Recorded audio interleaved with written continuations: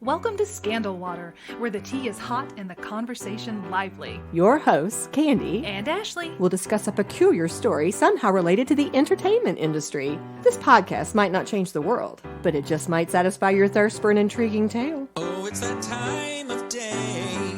Tune in and hear what the ladies say. It's time to bend your ear when the silver screen appears. Stories about the stage and screen and everything in between. So come on and join the fun. The curtain opens in 3, 2, 1. Hello, Ashley. Hello, Candy. Happy May. Happy May. We are already here. Can you believe it? I cannot because it's early April for us. How about us being a month ahead of I time? know. It's going to be good, but we're going to fall right back behind because I have a big trip coming up and we are recording way in advance for my trip, and then I'm going to get back. I'm already dreading, like, we're going to be so behind. But, oh, well. Well, for right now, though. Right now, I'm excited. feeling good. Yes. And I'm excited because we are heading into an episode that I'm very excited about. Me too. And I think our listeners will really like this one, too. I hope so. When I ask you this first question, they're gonna automatically know what it's gonna be about. They're going to know because they're going to see the title. Okay. All right. Well, Sorry to damper you. right? So, Ashley, tell Yes. me about the first time you saw Star Wars Episode 4, A New Hope, which is the 1977 original movie that came out. Which, why start with episode 4? Why not just start with episode 1? But whatever, George, you do what you got to do. But for those of us who like things in order, okay, it's weird. I remember seeing it on VHS. I think my mom recorded it off TV and I saw it on VHS. The one thing I do remember from it. What's that? Y'all are going to laugh because we talked about this in the Fears episode. I remember that spooky little alien creature who was in the cantina, right? She's in the cantina and she's singing and she's like, rah, rah, rah, rah. I could not handle her. That is so I funny. couldn't handle her. When we went to Disney World and we went to the Star Wars land, I was a little nervous that she'd be lurking somewhere. I could not look at her. She spooked me. What was it about her? She was there spindly. Were so many weird aliens. I don't know, but she had spindly legs and she had that long, right? She had a long, I can't even picture her in my head other than like this blob. I'm thinking of her and look at my eyes are watering. Yes, I can't. I can tell you're reacting. I know. She's just weird. But other than that, it was lovely. It was lovely. So you did enjoy it. You were a fan. I wouldn't say super fan, but I thought it was a good story. I enjoyed the movie. Yes. Mm-hmm. She just put me off. That is so funny. I remember, I saw it very young, and I remember that it was so different from anything I'd ever seen before. I recall thinking Luke was way cuter than Han because Han seemed old to me. Oh, no. He was old. No, Han's the guy. Well, I mean, now I see yes, that. of course, But yes. At the time, I remember thinking that Luke was very cute. And I remember, to me, me reflectively now thinking back, I'm not sure I'd ever seen a science fiction story before like that. Oh, I don't remember in what order I saw, if I saw Back to the Future first or if this was my first exposure to a sci-fi film. But I do know, thanks to a YouTube video I watched, which I can put in the show notes, that Star Wars actually led to Back to the Future. Because it led to more sci-fi films. Yes. This was a huge film. It was humongous. We went from Jaws being the first blockbuster to this one being a follow-up blockbuster, which, again, in this YouTube video, they said nobody thought it was going to be successful except for Steven Spielberg, who said, this is going to be the biggest film of all time. He's the only one that thought that. Even George didn't think it was going to be that big a deal. Well, but one of the things that was interesting, by the way, I'm going to say this right off the top of the bat. There was a 2004 documentary that was amazing. The documentary was called Empire of Dreams, the story of the Star Wars trilogy. As I said, it was a 2004 production, and it was unbelievable. So much of this information came from that documentary. I used other sources as well. They're all in my show notes. But this documentary, guys, if you like Star Wars, if you are a fan of the original trilogy, you will want to watch this because there are video clips, there are pictures, there are interviews with George Lucas and Carrie Fisher, Mark Hamill, all the people associated with this film, and it is unreal. But in that documentary, to go back to your point, Steven Spielberg Spielberg actually got to see an early cut where not everything was Not put the effects together. were done? Yes. And he actually expressed concern about it at that point Ah. because he saw it so early in the process that it wasn't pulled together yet. But yes, definitely Steven Spielberg spoke many times in this documentary, and he definitely was a huge supporter and a huge fan. I love that. You know, there was no competition between them, at least that we know about. They supported each other. Here, Steven had made this huge film, Jaws, and then he was getting ready to be dethroned by his friend. And instead of being angry about it, we talked about in the Jaws episode where he took out that full page ad and Yes. said, like, congratulations. Absolutely. What a good friend. We all should have friends like that celebrate each other's victories. And like, we're going to go through this together. There's room for everybody. Let's all celebrate each other. Absolutely. An interesting tidbit that I learned was that George Lucas actually would have had Steven Spielberg direct one of the movies had a little glitch not come up in his plans there. Yeah. Indiana Jones? No. Well, we're jumping way ahead, Okay. but he got angry. Who at got angry? George Lucas at a fine that was put against him for putting the credits at the end and Instead of the beginning? and he paid the fine, but as a statement, he then quit the Directors Guild, and that made it so that he could not hire Steven to direct the movie. That's interesting. Yeah. Because I do know that they used to put all the credits at the front because it was something to do with the union. You had to put it at the front of the... Another episode, another time. Yeah. Well, back to what we were saying a minute ago. Yes. You are 100% correct. This movie was huge. There was a Vanity Fair article called 40 Things That Happened Because of Star Wars. Wow. And here is a quote from them. Star Wars opened on Wednesday, May 25th, 1977. By the end of that Memorial Day weekend, the world, not just the movie industry, the world had changed. Yeah. The fantastical sci-fi film inspired by Flash Gordon and Akira Kurosawa became arguably the most pervasive and influential pop culture nugget of the 20th century with a lasting impact on everything from language to politics. Yes, yes. And I just looked it up so I can say it within the episode. What I saw, it's a very brief little 13-minute YouTube called How Star Wars Reinvented Cinema by Archer Green. And I really liked it. So check that out too. Yeah. Awesome. You mentioned Steven Spielberg. We've already talked about him. One of the comments he makes in this documentary is that Star Wars changed the business as we know it. Yes. It was one of the most groundbreaking sagas in Hollywood history. So this is why we've decided to focus on Star Wars for this episode, the first one in May. And of course, it's great timing because... May the 4th be with you. Exactly. And it fits very well with our theme. We thought it would be a great way to start the thread. Right. So do you want to explain to them what the thread theme means, Ashley? Yes. So there was this podcast that I used to listen to a lot. And the funny thing about creating a podcast is it cuts back on your time to listen to podcasts. So I haven't heard it lately, but I very much enjoyed it. And I believe it is called The Thread. Okay. And what this host would do is he would take a topic. I think he worked backwards. So he would take something, let's say Avatar. I don't even know. But if for our topic, he takes Avatar and he works backwards to Star Wars and shows how Star Wars influenced Avatar. I don't know if that's true or not. Possibly it is. And that's what we decided to do with this episode. So we're starting at the beginning for us. So we're starting with Star Wars. And then every week, we're going to choose a topic that was influenced by the last one. For example, I won't tell you the rest of them, but Star Wars this week, we're going to talk about Harrison Ford next week. And then when we talk about Harrison, something in Harrison's life is going to influence us for the following week. And then so on and so on through the 5 weeks of May. Yes. And if you are a member of our 1993 Buy Me a Coffee little group, then you actually have the opportunity to give some feedback as to what you would like the topic to be for our 5th week. Well, back into our episode here. One of the things that the documentary brought out several times was that timing was critical to the success of this movie. I'm going to take just a minute to set the scene, which is something they also did in the documentary. They pointed out that political and social scene of the 1970s was really super important to letting Star Wars be the success that it was. They said, picture the way it was in the 1970s. You had no internet. The space race was going on. People were living in a time of economic inflation, which meant gas prices, gas lines, rising oil prices. People were disillusioned with the government and with leaders because they had just gone through Watergate and the Vietnam War. Because of all this that was going on in society.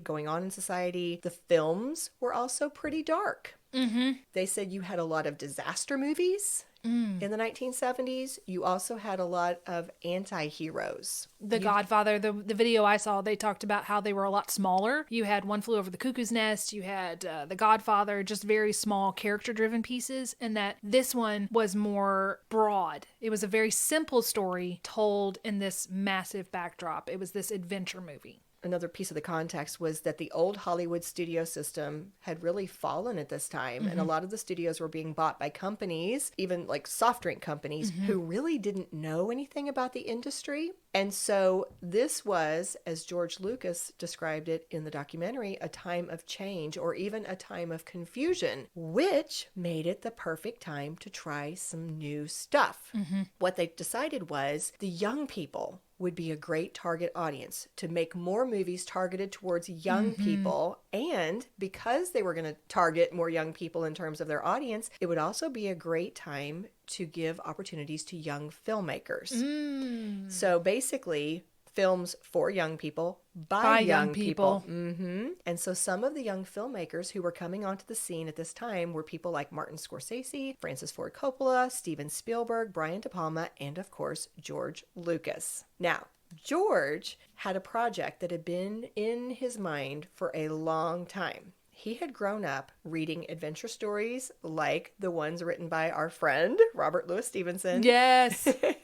And he also watched a lot of movie serials on TV. This was a guy who loved action adventure stories. So this is going to come into play when he goes to start his film classes at USC in 1963. Yes. As you trigger thing, I'm going to say the YouTube. That's another thing that he talked about in the YouTube. He said before Star Wars, there were no sequels.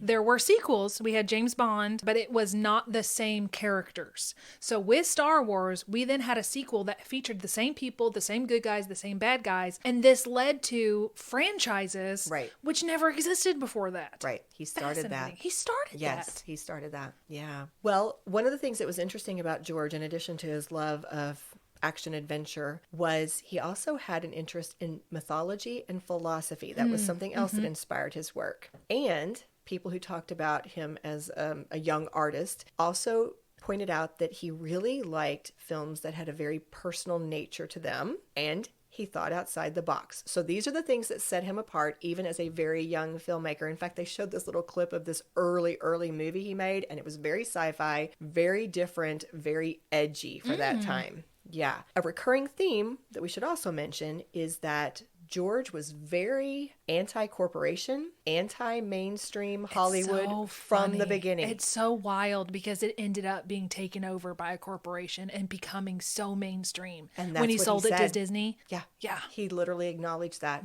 later. But yes, he started out anti all of it. Yeah. In fact, that's what motivated him to start his own film company, Lucasfilm Limited, in 1971. And his first film was American Graffiti. I like that film, although I am sad about one of the characters' fates. I won't say unless you haven't seen it.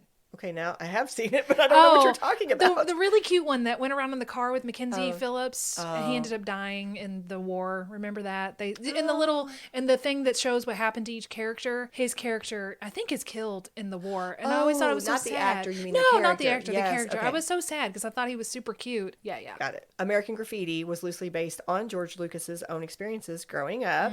He was a young person who loved cars and he loved cruising, and the movie was produced by Universal Studios. So the reason why he made the film was because he'd been doing some things with Francis Ford Coppola that had been super experimental and really edgy. His friend, Francis Ford Coppola, actually challenged him to try something different. He challenged him to create something that was just really silly and light, warm and fuzzy, a comedy, and this was his attempt to do that. American Graffiti was? American Graffiti was. Wow. Yes. you've mentioned some of the stars already, Mackenzie Phillips and Harrison Ford. There was also like Ron Howard, Cindy Williams, Richard Dreyfuss, Suzanne Summers makes an appearance. She was in the car. So many people. They filmed it for under $1 million in 28 days. Wow. And even throughout this process, again, George had this really big thing about wanting to control his own work. He did not like other people tampering with things. And so an example of this was he and his co-producer were both upset when Universal Studios kept trying to interfere with their decisions. Yeah. One thing that they decided to do was they held a screening, and they were excited about the response they got. They felt like this was helpful to them. And then they took some criticism from Universal Studios for doing that. Why? That wasn't part of their normal process. They didn't like it. So all of this is pushing George to go his own way, right? Now, he was also during this time sharing with some of his creative partners or some of his close friends that he wanted to do a sort of a Flash Gordon 1930 style space opera. It is an opera for sure.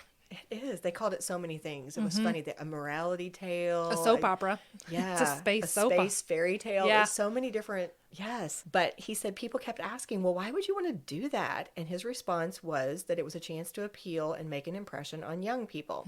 Back to his interest in mythology. One of his big influences was Joseph Campbell. This was a guy who was a writer and a scholar who did a lot of research around the origins of myths and world religions. And so Joseph Campbell in particular was really interested in trying to find these myths that tied all kinds of different cultures and patterns together. Like, what are some of these underlying motifs or themes that kind of cross all these different cultures? Okay. And this inspired George. So he was trying to come up with, through his own research, what are some of these universal motifs, is what George called them. And he intentionally then tried to put this into this space opera that he was creating. He was so intentional that he even asked Joseph Campbell to give him some feedback on his ideas and on his characters to see if he was getting it right. And in the documentary, journalist Bill Moyer said that Joseph Campbell commented to him, to this journalist, that George was the best student he ever had. Oh.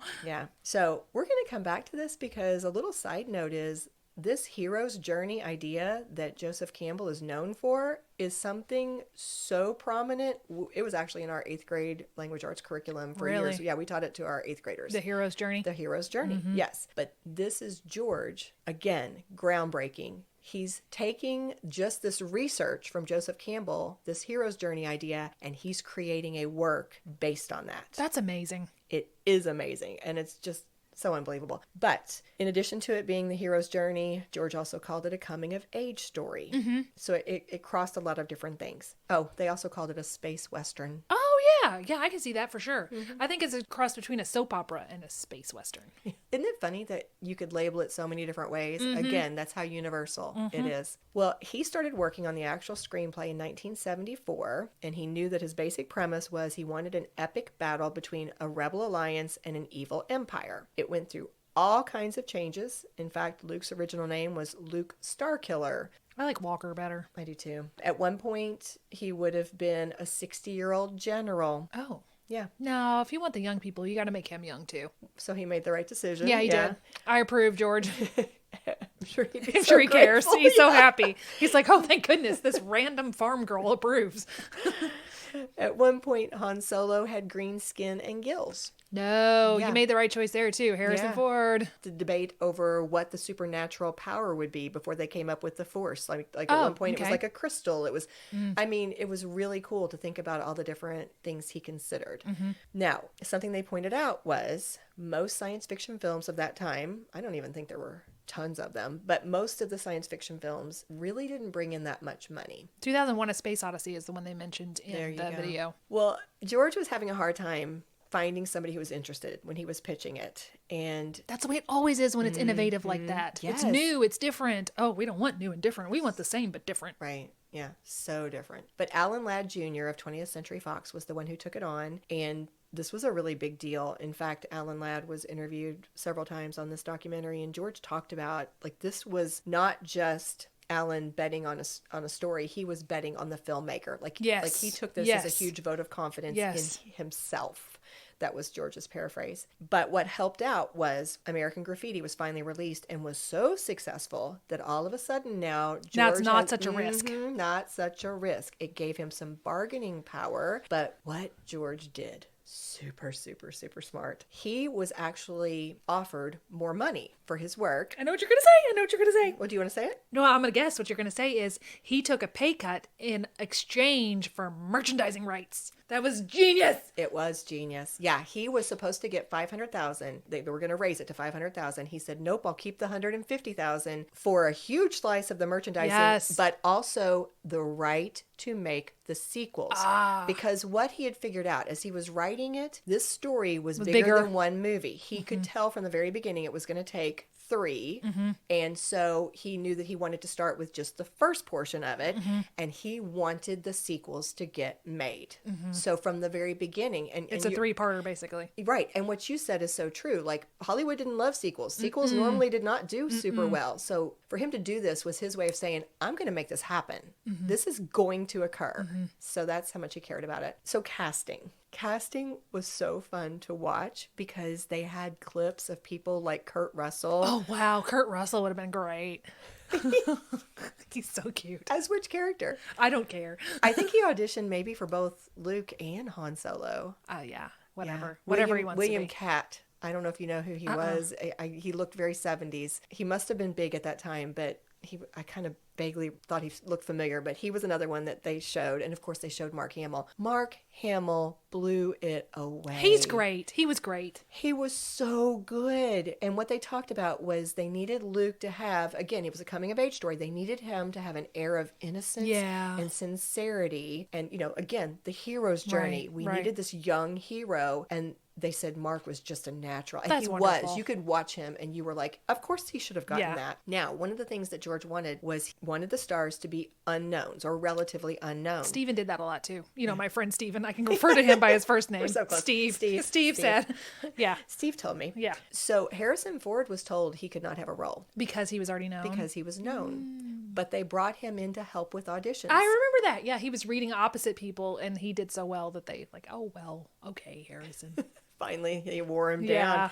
Yeah, they said that he would even be giving people tips like, try it like this. No, do it more like this. And they're finally like, you've got the role. Yeah. Yeah. Princess Leia was another one that was challenging. I think they had a lot of people come out for her. They knew they needed her to be very young, but also to be very confident because she's a princess. She needed to have this really self-possessed air. And they said when Carrie Fisher read, even though she was so young. She was like 17, right? Yeah, 17 or 18, yeah. Which is funny because Debbie, her mom, Debbie Reynolds, her big breakout role was Singing in the Rain, and she was only 17 in that one. Oh, so it was parallel. Yeah, it was. Well, they commented actually the fact that she came from Debbie Reynolds and Eddie Fisher was part of why they felt that she was so self-assured. They said she literally was a product of Hollywood royalty and she nailed it. But Carrie Fisher said in the documentary, quote, "I got it with the proviso that I went to a fat farm and I lose 10 pounds." She was very tiny. She was tiny. She was teeny tiny. And that shows you what things were like. Yeah. And this was only It's still like that. 1970s. What do you mean? It's still like that. Yeah.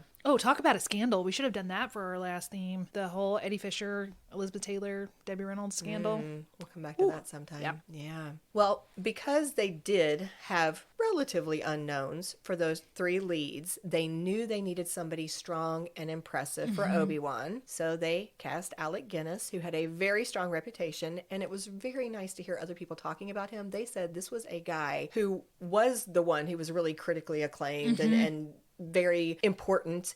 And they said he could not have been nicer. Oh, that's good. So polite, so professional, so good natured. Even they were doing some of those opening scenes, where Luke comes out of his house, and they said in real life it was like 100 degrees. And they said whenever they were in places like that Alec Guinness would just be uncomplaining. Oh, that's good. He just kind of set the example for everybody else. He was a leader who led. They needed somebody big for Darth Vader. So they cast a bodybuilder who actually said the lines as they were acting. Because in the middle of the scenes, he would say the lines with a British accent and a voice that was very just your normal guy's voice. He's not scary. Yes, not at all. And one of the special effects team members even commented how hard it was for them to work because they had no actual idea how Darth Vader was going to sound when this was all done. And then Of course, later they added James Earl Jones' voice because George did want this voice to sound very deep and imposing. Commanding. Yes. And they added all those other sound effects, you know. Yes. Part of which was through using scuba equipment. Oh, interesting. That was another thing they brought out in that YouTube is how practical all the effects were. There was no digital. It was all practical effects, which is genius. Right. Well, and then that's what they had to work with at that time. That's what they had. Come up with it. Chewbacca also had to be cast primarily based on size. So a fella named Peter Mayhew was chosen because he was over 7 feet tall. Wow. That's what won him the role. He was Yeah. actually working as a hospital orderly. So this was not a guy who was in acting. No. Yeah. They needed living actors to bring R2D2 and C3PO to life. So Anthony Daniels, who they often refer to as Tony, he won the role of C3PO partly because he had the slender build that they needed. Now, he shared that while they were doing the filming, they didn't know what they were going to do for C3PO's voice. So they did have him saying the lines just like they did the fella for Darth Vader, but he had no idea if this was going to be used or not. So he was acting it full out, and he decided himself what would C3PO sound like, and he decided he was going to portray this character as an over-the-top butler who was also very nervous. I love it. And using his own British accent. I love it. And he said that they kept debating, and finally George was like, you know what? I think your voice works. Let's just keep it. Let's just go with it. And he said how proud he was. I love how he that walks, they too. Yes, I love it. They needed an adult to do R2D2 because the equipment was a bit challenging to manipulate. So Kenny Baker won that role, and he said, of course, he was very excited about it, but he also said it was a little difficult being inside R2D2. I would get very claustrophobic. Well, and sometimes it was hot, and sometimes, like moving and, across sand dunes and some of the different environments. I mean, it was not an easy gig, I don't think. A cool thing was that those two actors were the only two that were in all of George Lucas's Star Wars films, and Tony Daniels, C3PO, was the only actor who was actually in all 9 of the Star Wars movies. It was him? It was him. Wow. Only one. Wow. Yeah. The nervous butler makes it to the end. So a few other interesting little side facts. We mentioned this already, but George did decide to put the credits at the end of Star Wars because he felt that the dramatic opening crawl where you've got the little background information scrolling across would be much more effective for dramatic purposes and excitement. And they let him get away with that in the first movie. But remember, after it was so popular, the second movie, when he did the same thing, is when they said, we're going to charge you $250,000 for doing that because it breaks the rules. Wow. So this is what we referenced earlier. He paid it, but was furious. So he left the DGA basically just as a statement. And that is what cost him the opportunity to have Steven Spielberg Did he direct the third one himself? No, Okay. he got another fellow to do it. Okay. But he wanted Steven Spielberg to direct the third movie, Return of the Jedi, and couldn't do it. Yeah. Now, the score. Oh, it's a great score. Yes. That's a great score. And he took a note from his friend Steven Spielberg, and he asked John Williams to do The best. it. And this was another way that George, he was always willing to do his own thing. He was always willing to think outside the box because at this time, it's the 70s. Disco, Right. pop music, Right. all this really fast beat. And he chooses this epic sound. He went so traditional. They said that was not the popular choice right then, but he said, give me symphonic, give me the full orchestra. John Williams recorded the soundtrack in 12 days with his orchestra, and obviously it was amazing. It's amazing. iconic. There's no words. There's just no words at how brilliant these guys are. Well, and that's a great segue because we're getting ready to move into what I hoped to make kind of the, I don't know what you want to call it, the organizational device of this episode was I wanted to talk about 3 specific ways that Star Wars has impacted The future? the future, basically. Yes. How did Star Wars and George Lucas, how did they change things together?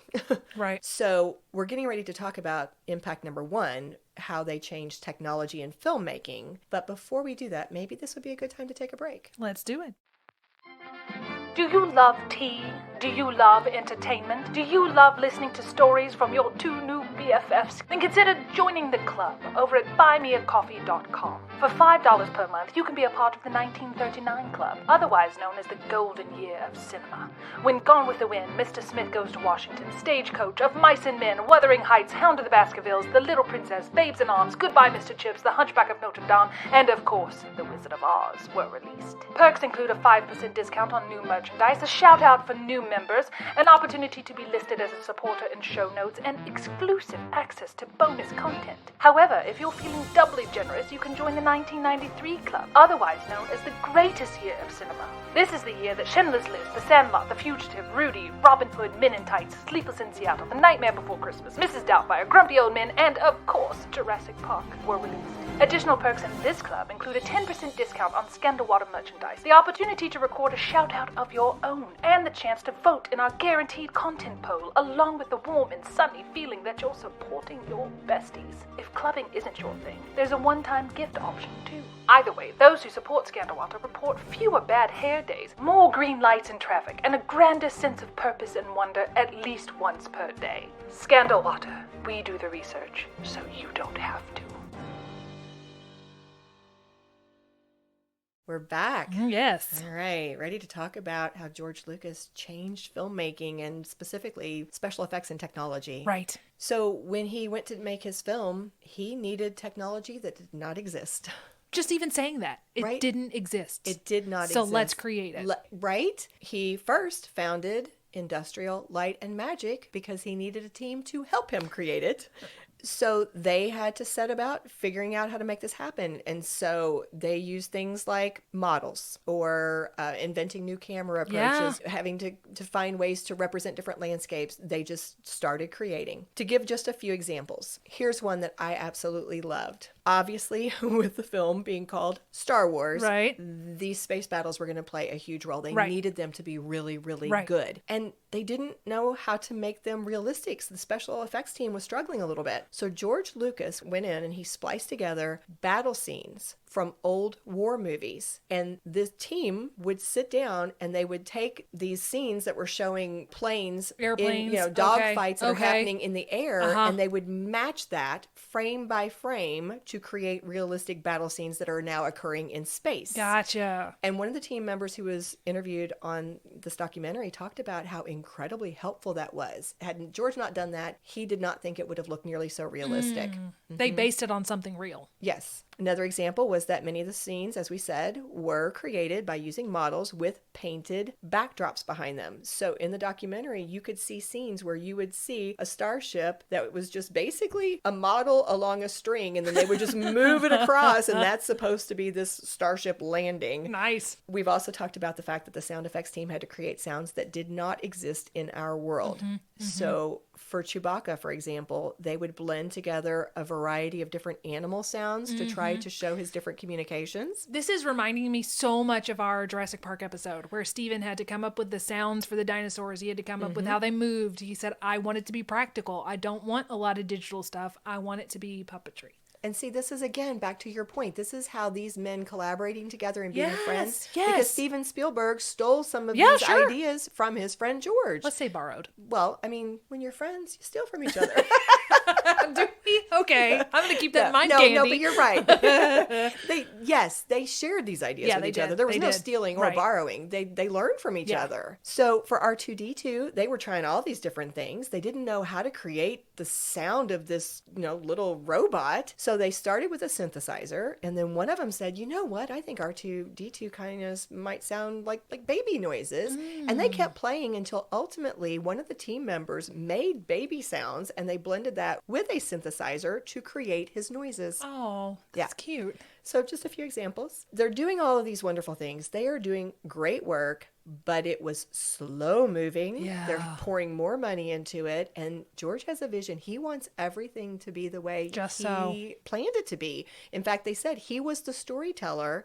They needed to bring his story to life. After they'd already filmed everything, in post-production, George ends up working with the team, trying to get it the way he wants it. and got so stressed out that at one point he thought he was having a heart attack. Oh, wow. He went to the hospital and he was told that he was suffering from hypertension, stress, and exhaustion. Yeah. So that's the kind of investment he had It's with his scary movie. because he doesn't know that it's going to be the biggest movie of all time. He doesn't know. You don't know what's going to happen. You never know what's going to happen. Absolutely. Well, ultimately, Star Wars blew people away with its special effects. It ended up winning an Academy Award for sound and visual effects.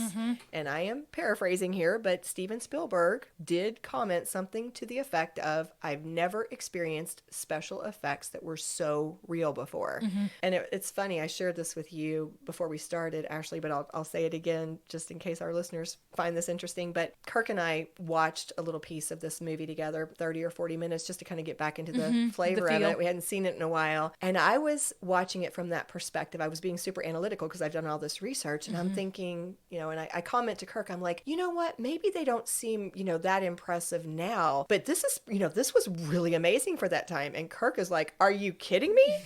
He said, the whole time I'm watching this, all I'm thinking is, This is amazing. Yeah. How did they do this in Yeah. 1976, 1977 when they were filming this? He was like, this is unreal. And it did. It broke ground. But it was so interesting because they go on to say, while this was incredible and is winning, Oscars and awards and all the acclaim, ILM's technology had advanced light years by the time they made the second movie even. Like, these people were just off and running, and they had new challenges coming at them. By the time they were doing the second movie, they're now adding puppetry. They've got Yoda. And all kinds of new things.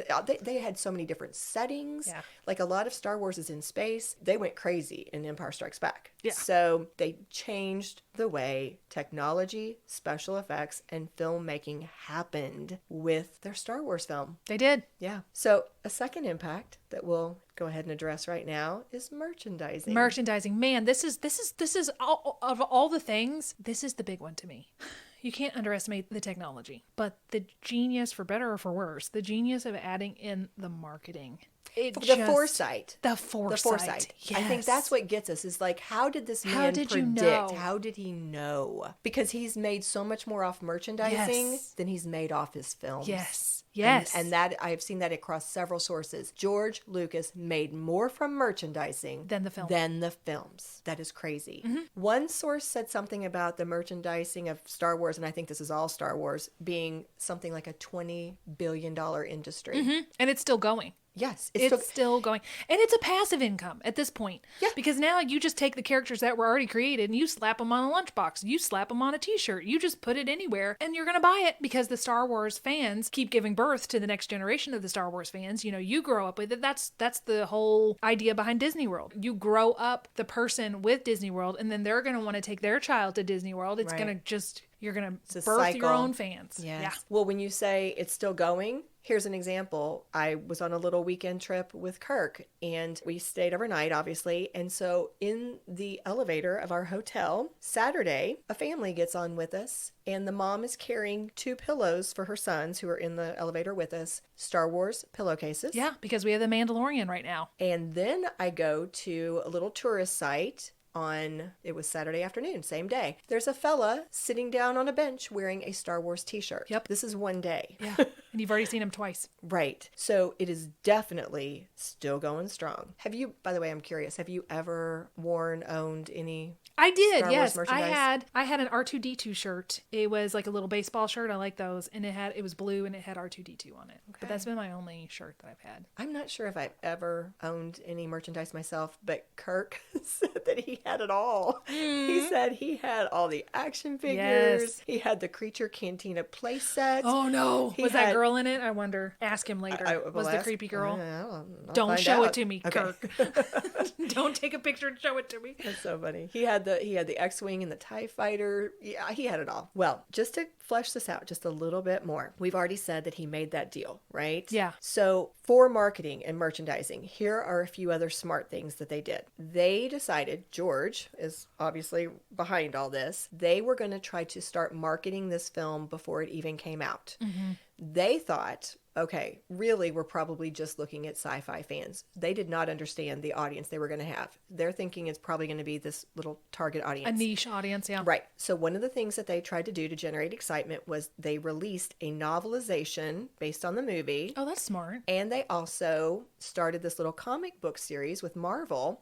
Oh. And so the first one of that comic book series did come out before the movie was even released. So they started And that gives some generating basis. some Now buzz. you're seeing who you're going to see a movie about. Yeah. And then in terms of merchandising itself, they started reaching out to all these different companies trying to set up this relationship. And they kept getting turned down. Because it wasn't that it had never happened before. I think it had been tried a couple of times. It just hadn't gone anywhere. Right. It just wasn't something that, movie merchandising was just not a thing. Yeah. So finally, Kenner Toys signed on with them, but had no idea what was about to happen.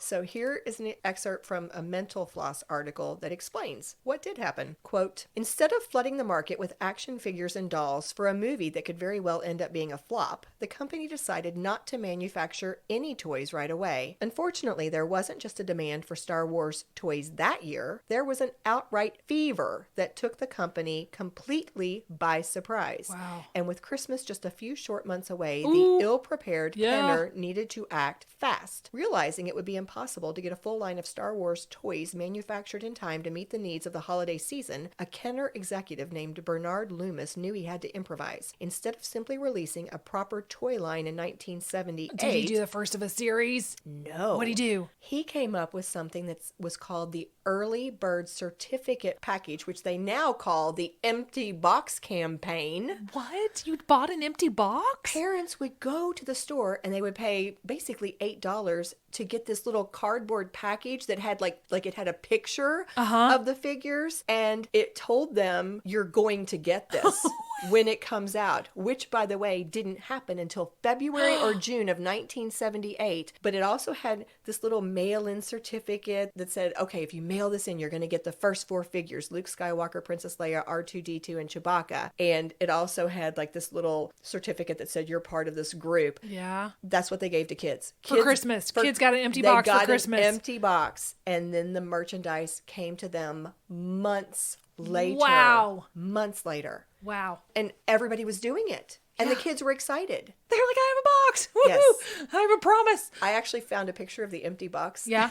We're going to put it. Okay. We're gonna put that in That our would. show notes. I don't think that would work now. I don't think so, but I think there are some things you pre-order. People pre-order things now. If you gave your child an empty box now. Oh, not a child. Yes. Yes. Yes. Okay. All right. That's what I mean. I got you. Well, Mark Hamill talked about the fact that it was not just, the merchandising was not just restricted to action figures. He talked about seeing his face on a cereal box. That would be how wild. funny that was, and making the bubble gum card. Yeah, yeah. Yes. Carrie Fisher joked that you've made it when you see yourself on a Pez dispenser. Yep. They were everywhere. Lightsabers, t-shirts, all the things. So it was interesting because we said all of these 20th Century Fox executives probably thought they were the ones who made the great deal, but George Lucas ends up making all this money. It says, here was an interesting little tidbit. All the sources agree that the majority of George Lucas's money came from merchandising when it came to the Star Wars series. And according to an article I think that came out last year, they said he is still the wealthiest director, even ahead of Steven Spielberg. Really? And in recent years, he's retired from directing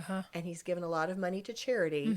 And they said that he is still estimated to be worth over $5 billion. And that is according to Forbes. Wow. I wonder if he's happy. Is he happy in his retirement? Because I know he was kind of bitter when he first sold. Wasn't he kind of bitter? I don't know. I don't know. So I wanted to, before we talk about the last impact, I thought I would tell you how the movie was received when it came out. Okay, so kind of jumping back into the timeline here for a second. Obviously, they had no idea. They thought they had their little tiny sci-fi fan base. They were doing all these things to try to market, try to merchandise, but they didn't know. And several of them talked about how excited they were when they saw the audience reaction. Of course, we've talked about Blockbuster. There were lines around the block. One studio executive talked about literally hearing and seeing people scream, cheer, stand up. Wow. Talked about going to Japan, and at the end of the movie, there was absolute silence and thinking like, it's tanked. Yes. It was a failure, and found out later that the ultimate compliment was when the movie was received with silence. Really? Mm-hmm. Interesting. Yes. Just a quick little note. I don't know if you guys will find this interesting, but again, I was asking Kirk some questions, and I said, were you a huge Star Wars fan? Tell me about it. And so this was not the first movie, but I think it's indicative of the kind of enthusiasm people felt towards this. He shared that when Return of the Jedi was coming out, he was not old enough to drive, but he was close, but he wasn't old enough to drive. And so he and his friend had actually run a 10K together that morning in Louisville.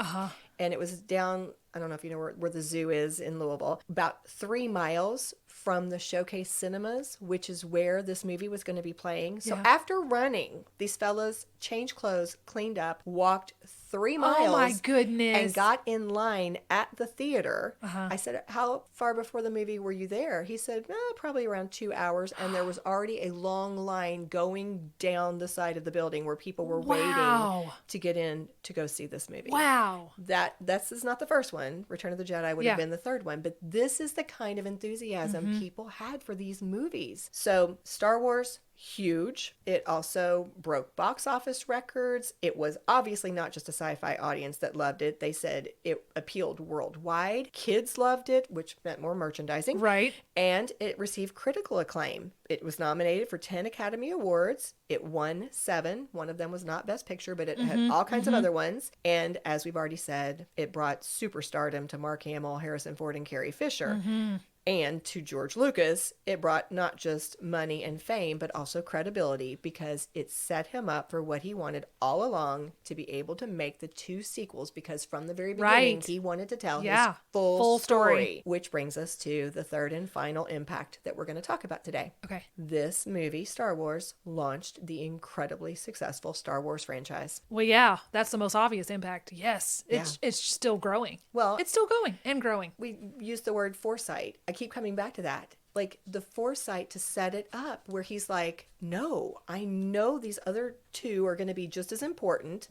I'm going to make sure they all get told. Right. And the way I want to tell them. Exactly. So here's a quote from a Screen Rant article. While Star Wars was constructed to stand on its own if it didn't make enough money to launch a franchise, George Lucas planned at least 5 subsequent movies from the beginning. The opening text crawl announces that the original 1977 movie is episode 4 of a larger narrative. Right. Well, not in the original cut, but the original cut of The Empire Strikes Back did declare it to be episode 5 when it was the second Star Wars movie released. So that's when it kind of brought that out. Okay. The first Star Wars movie set the stage for sequels. While Luke destroys the Death Star, the Empire and Darth Vader are still intact by the end of the movie. The next 2 movies in the saga, The Empire Strikes Back and Return of the Jedi, would establish the trilogy as Hollywood's MO for tentpole franchises.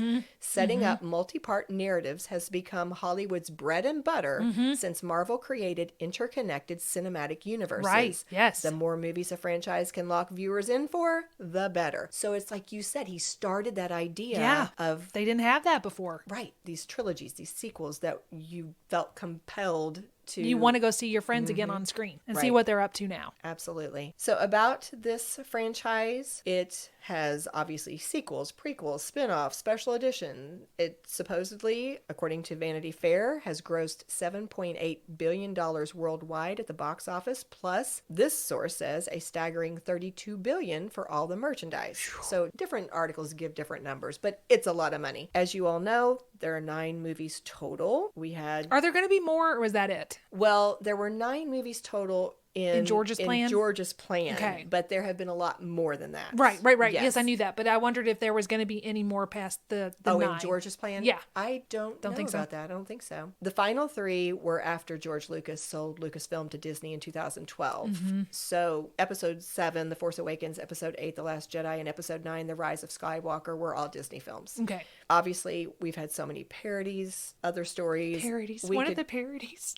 It's my favorite. Have you seen the YouTube Seagulls? Stop it now. It's No, a bad what lip reading. So when this is over, I'm going to show this to Candy. It cracks me up. Our friend Bree is the one that first showed it to me. It makes me laugh and people think I'm insane because it is so stupid. But it's when Yoda is training Luke. Okay. And it's a bad lip reading. So it's the wrong words, but it makes it look like that's what they're saying. Oh, And well, that's I'll put it in funny. the show notes, but it cracks me up. Oh, it's such a funny parody. Okay, I love it. I'm looking forward to that. Well, we could be here all day. I'm just going to mention a couple, but obviously early on we had things like Spaceballs. Spaceballs. We've had a ton of books. We had The Mandalorian, which started, I believe, in 2019. We've had comic books, graphic novels, Lego Star Wars movies, Clone War movies. It goes on and on. So obviously the franchise, that last impact I wanted to discuss, but it goes beyond just the products. Several sources talked about the fact that it basically has a cult following. You can you can say "May the Force be with you" to anybody. Yeah. And they know what you're talking about. The fact that we say "May the 4th be with you" on May 4th. We do. And I actually chose, when I adopted Scotty, they didn't know what his birthday was because he was found as a little kitten and brought in. So when I chose his birthday, I chose May the 4th. It's also Audrey Hepburn's birthday for those of you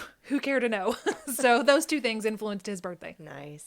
Well, unbelievable influence on pop culture and politics. We've had things such as President Ronald Reagan proposed his Strategic Defense Initiative in 1983, and critics called it Star Wars, which was meant to be kind of a mocking thing because basically they weren't saying it was awesome. They were saying it could only exist in fantasy. In Star Wars. Yes. I mean, it's just had an unending... The impact is still going on. Yes. There is no end to this impact. Yes. One last comment I'll make is there is something we've mentioned before called the National Film Registry, which, according to its mission, it talks about the fact that it's dedicated to preserving culturally, historically, or aesthetically significant American movies. And as of 2021, all 3 of that original Star Wars trilogy Are on the list. are now in that list. Yes. Wow. They're there.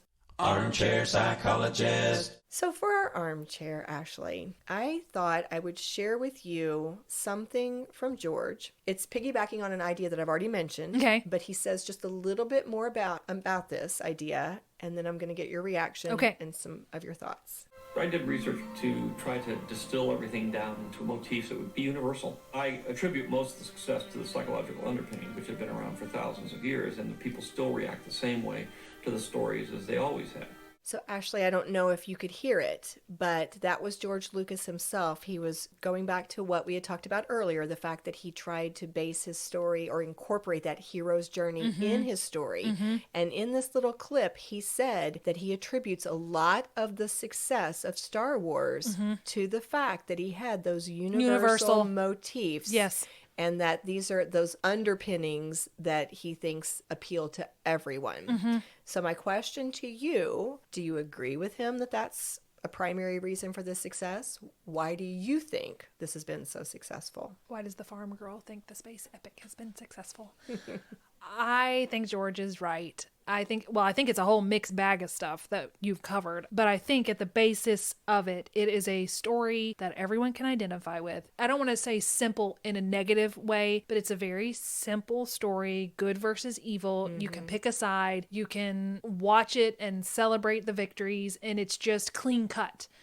There's no gray really, except for maybe Darth Vader turns out to be, that's a little bit gray. Oh, is he good? Is he bad? What happened to him? But yes, the themes of it are very basic, very universal. And then you had charming people, attractive people in the leads. You had the merchandising. You had the innovation. We've talked about that over and over again. The first thing of something is always the biggest. Right. So I think all of that contributed to it. Yeah, I agree. That was good. I do think, as you said, and as George said, I think the idea of pulling in these universal themes or archetypes, they use that term archetypes.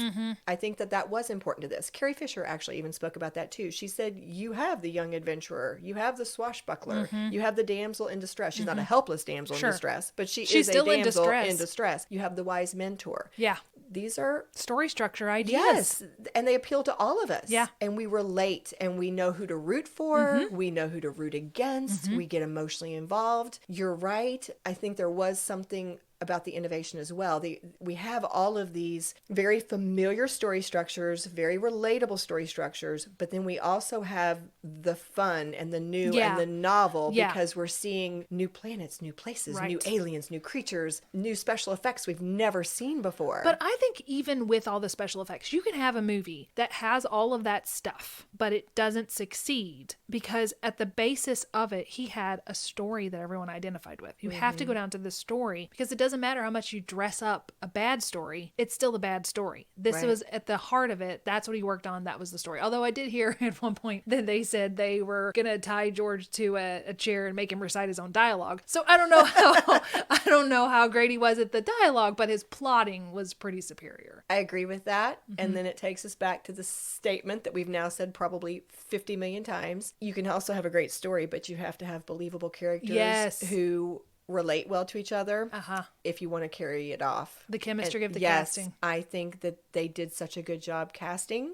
You love them. You feel like you know them. You are very invested. Quickly. You are invested in their success. And I could see where people are standing up in the theaters cheering and applauding and clapping. I mean, yes, you cared about these people. So honestly, I think you're right. It is so multi-layered. George Lucas and his team, all the people who worked with him on this, because we certainly don't want to downplay all the other geniuses who were involved in this work. Right. I think the most genius people are collaborators. Even though it was George's vision and he said, I want to do it my way, he also worked with people and he collaborated to tell his story. He just said, this is my vision, this is my story, but let's work together to make it come to life. Which goes back again to what I said before. He brought in people he respected, including Steven Spielberg and other filmmakers, and he showed them that, what do you want to call it, a pre-cut or that one of those early cuts, because he did care about feedback and he cared about what not just his team members, but other perspectives might say as well. And he used that to make things better. I don't remember it right now, but a long time ago, back when I listened to Inside Jaws, the same guy who made Inside Jaws, Mark Ramsey,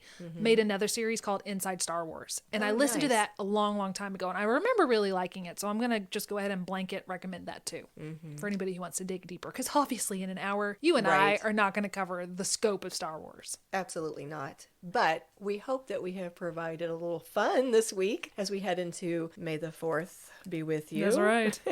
And let's just go ahead and end there, Ashley. Okay. How about a big cheers to George Lucas and all of the members of his team, all of the collaborators, including Joseph Campbell, who... And Steven, who helped to create one of the most groundbreaking, enduring, and beloved franchises of all time. Of all time. Cheers to you. Cheers. If you love what we do, please rate and review our show. Or you can become a supporter by making a donation through buymeacoffee.com/scandalwaterpod. Whether a single gift or a recurring monthly donation, it would go a long way towards supporting our work and allowing us to keep the tea brewing. At our website, www.scandalwaterpodcast.com, you can submit questions or your own story ideas, access our sources and show notes, see the merch we offer for sale, and more. You can join the Scandal Water community through our Scandal Water Podcast Facebook page or follow us on Instagram or TikTok at Scandal Water Podcast. This episode was executive produced by Candy Thomas, that's me, and Ashley Raymer Brown. That's me. It was researched and written by Candy Thomas and edited by Ashley Raymer Brown. A special thank you to Josh Martin, who wrote, composed, and performed the Scandal Water theme and other music. Matt C. Adams, who created the artwork, and Joshua Reith, who designed our website and provides ongoing technical support. As a reminder, this podcast is purely for entertainment purposes. The thoughts and opinions of the host during each episode of Scandal Water are their own and do not reflect the opinions of any future guests, advertisers, or clearly professional psychologists. Thanks for listening.